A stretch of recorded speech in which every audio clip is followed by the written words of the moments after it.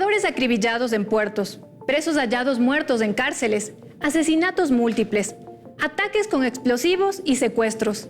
¿Qué sucede en Ecuador? La situación en el país es alarmante. En 2022, Ecuador ya vivió su peor año en materia de seguridad, con 4.603 homicidios. Pero las cifras de este año son impactantes. Solo durante el primer trimestre de 2023, 1.356 muertes violentas se registraron a escala nacional. Y si esta cifra se mantiene, se podría cerrar el año con más de 6.000 crímenes. ¿Qué ha cambiado en Ecuador? ¿Por qué incrementó la violencia? El experto en seguridad Fernando Carrión explica que la actual situación se debe principalmente a dos factores. El primero responde a la crisis económica proveniente del COVID-19 y la guerra en Ucrania, que hizo que el empleo en el país se reduzca y la pobreza aumente. Y en segundo lugar, los mercados ilegales principalmente vinculados con el narcotráfico.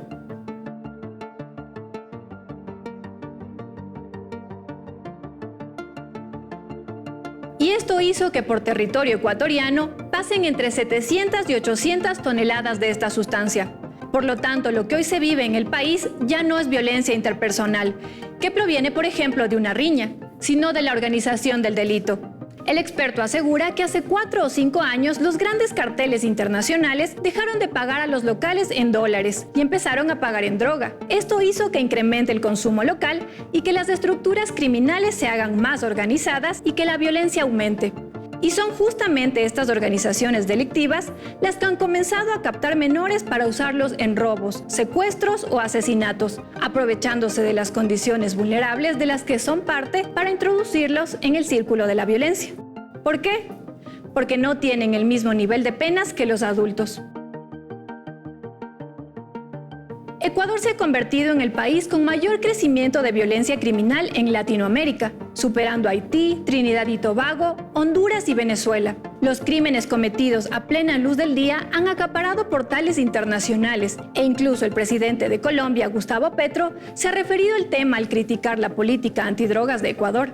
La violencia en Ecuador ahora es mayor que en Colombia, un fenómeno que tiene que ver con las nuevas circunstancias del narcotráfico. Si no se empieza, pues se nos va volviendo ilusorio el que América Latina y el Caribe puedan tener una posición unificada y nueva alrededor de una política antidrogas, que no necesariamente es la que actualmente rige porque no sirve.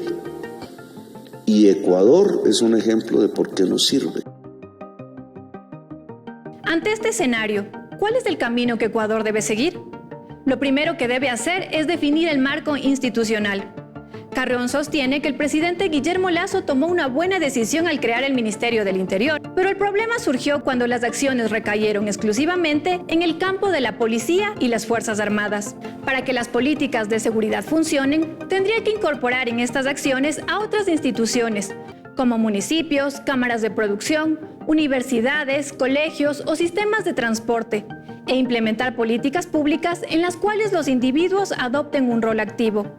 Además, generar una estabilidad política que permita que las políticas de seguridad planteadas tengan continuidad.